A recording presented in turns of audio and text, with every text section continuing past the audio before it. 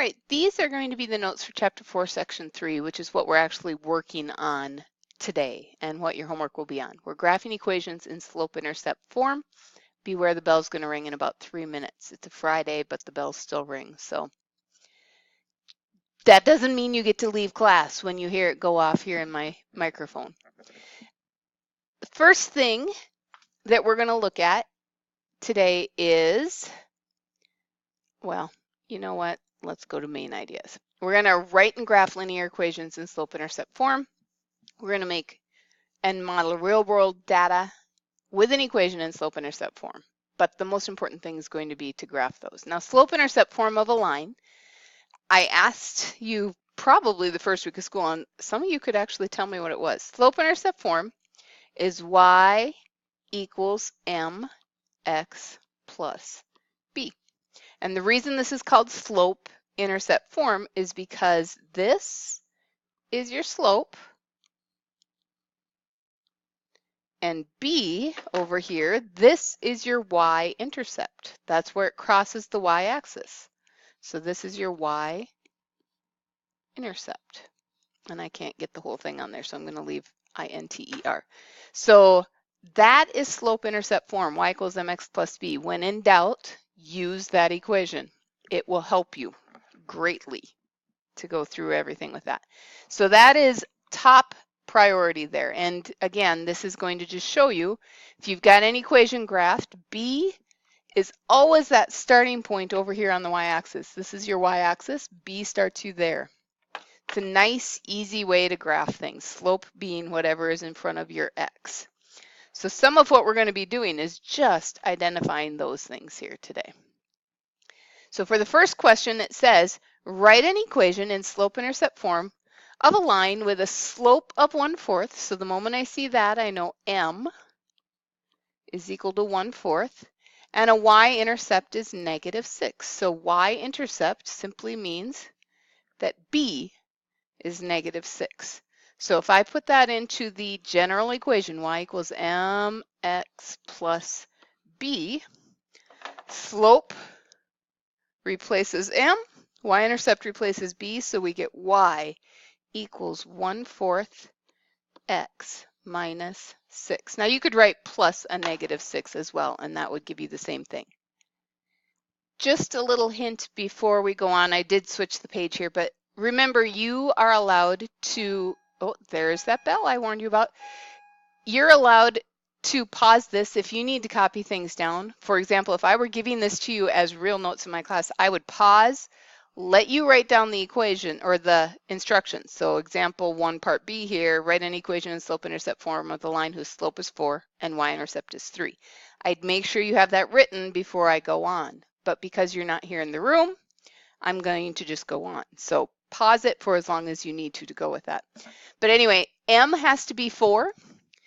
B has to be 3, and so the general equation, y equals mx plus b, this is going to be 4, this is going to be 3, so the one that matches that should be letter B. And there you go. Now they're going to ask us to do it from a graph. Now recall, I've got graph paper in the front of my room. You are allowed to use it if you don't want to just sketch this by hand. But assuming you now have this sketched and you've got enough to keep going, I can clearly see this right here is my y-intercept. So it crosses down at -3, so I know that B is -3. It crosses down there. Slope is all I need to get, and since it's already graphed, it's a lot easier for me to just count than it is to do y minus y over x minus x. I will do the y minus y over x minus x if you want me to, but my slope is going to be positive, so it's up 1, 2, 3, 4. So up 4 over 2. So my slope is 4 over 2. Always reduce, so slope is 2 with a presumed 1 on the bottom. So my equation is going to be y equals 2x minus 3. And keep in mind that came from y equals mx plus b. Write down mx plus b as many times as you need to in order to get familiar with that. If you don't like counting to get your slope and you wanted to do it the other way, keep in mind that slope is found by doing y minus y over x minus x. So I can go, and my two y values that are given in those points are the 1 and the -3. So I would go 1 minus -3 over, and then since I started with the 1, I have to start with the 2 minus 0. And so that gives me 4 over 2, which is the same exact thing I got by counting, which is a good thing. We want that to happen. So you can either go the algebra route or you can count it and you will get the same answer either way. Oh, sorry with the writing there again on that. So now this one, we just have to presume what it is. To me, it looks like it's falling. So it's a downhill slope. So I know slope is going to be negative no matter what. Oh, they're all negative. So that's not going to help me go any faster. So the next thing I'm going to do is get my y-intercept. Well, it crosses up at 3, so I need a positive 3. That one works, that does not, that does. So I've got 3 of them that work. The only one that's gone from the picture is letter C. So slope-wise, now, I would rather just count. So it's down 2 over 1, 2, 3, 4 over 4. So rise over run, -2 over 4 reduces down to -1/2. My slope is going to be the -1/2 x plus 3. If you don't like it that way, we can go y minus y over x minus x. So slope would be 3 minus 1 over 0 minus 4, which is 2 over -4, which reduces the same as we just did to -1/2. So whichever method you prefer is what we want to go with here. All right, and they'll highlight B for us and we will go on. Now's when they are finally getting us to the point that they want us to graph. Well, first of all, I don't like the fact that they just gave me slope as a decimal. That's kind of silly. We rarely ever see slope as a decimal. So 0.5, if I read that correctly, that's 5/10. So that's y equals 5/10 x minus 7. Or if I reduce 5/10, that goes to 1/2 x minus 7. Okay, I know that this is my y-intercept. So that means I am going to cross the y-axis down there at -7. So this is my y-axis. This is my x-axis. So 1, 2, 3, 4, 5, 6, 7. There I'm at -7. And now from there I'm going to go up 1 over 2. And then I'll do it again. Up 1 over 2. And that, oh, I kind of missed. But that would be the line that passes through that equation. This next equation now, they have not given this to me in slope-intercept form. This is actually what's considered standard form. It's ax plus by equals c. It's going to go much easier if I can put it into slope-intercept form. So this is where all of your equation solving work from last year is going to come into play. I need to isolate for y. I want to get y all by itself. So the first thing we want to do is move my 5x to the other side because I want it to be in the form of y equals mx plus b. Makes it much easier for me to graph in that manner. So 5x was positive over here on the left. When I hop it across the equal sign to the other side, it's going to go negative. So I am going to be sitting with 4y equals negative 5x plus 8, because remember, when you cross over the equal sign, the signs will switch. Now I want y by itself. I still have this 4 attached to the y. So to get rid of the 4, it's currently multiplied. So the inverse of multiplication is division. So I have to divide off 4,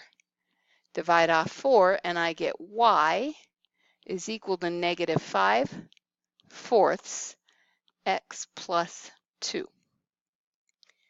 So if I were to graph that, I'm going to keep in mind that this is my y-axis, this is my x-axis, and this is the y-intercept. So that's where it crosses on the y-axis. So I'm going to start at 2, and then from there, this is my movement piece. I am going to, it's rise over run. So I rise -5, that means I drop down 5. So 1, 2, 3, 4, 5, and I run 4 units. 1, 2, 3, 4. You know what? I don't have room to put my third point on, so I'm going to switch it around.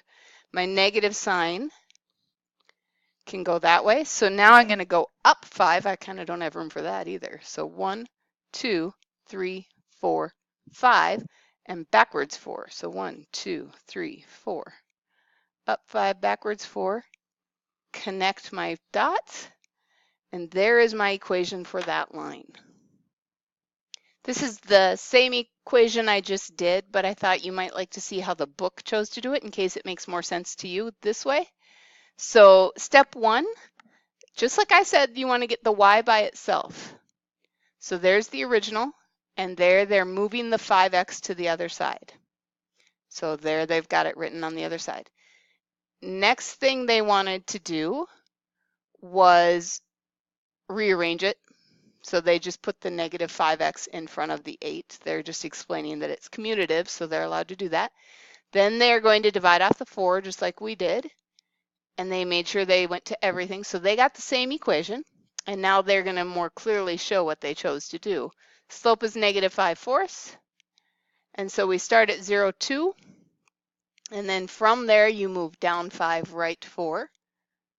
And so they showed the dot and they did it, but they only use 2 dots. That is not considered standard. You're actually supposed to have a minimum of 3 points when you graph. And there you go. So this one, if I want to try to figure out which one it is, I can look at it and I can tell you, all right, my y-intercept is going to be -4. So this one is starting up at +4. That's not it. This one starts at 2. That's not it. This one, 1, 2, 3, 4. C is okay so far. We'll double check that. Oh, wait a minute now. D is a constant. That one has no slope at all. So it's not D. So my answer should be C, but I am going to check my slope anyway. This would mean rise 2 over 1. So rise 2 over 1. Yep, that is correct. So we do like C, and C will be our correct answer. And there we go. So now this one, checking what we would have to do with that. So the first thing I have to do is put this into slope-intercept form. I lock in my 2y, and I have to move my 3x to the other side because I want it in the form y equals mx plus b. If you're doing this on your own, I strongly encourage you, pause this, try it. Can you put this into slope-intercept form on your own before I tell you what it is? So you're going to move everything over and don't listen to my instructions until you maybe made a mistake doing it. So in this case, I move it over and I'm going to have -3x plus 6. And then divide the 2 off from everything. And I am left with y equals -3 over 2 x plus 3. So I need to start at a +3. This one started at 2. And it has a negative slope. It, however, has a negative slope of -2/3, down 2 over 3. We need 3 over 2, so that's not it. Anyway, this one starts at 2 and has a positive slope. That's not it.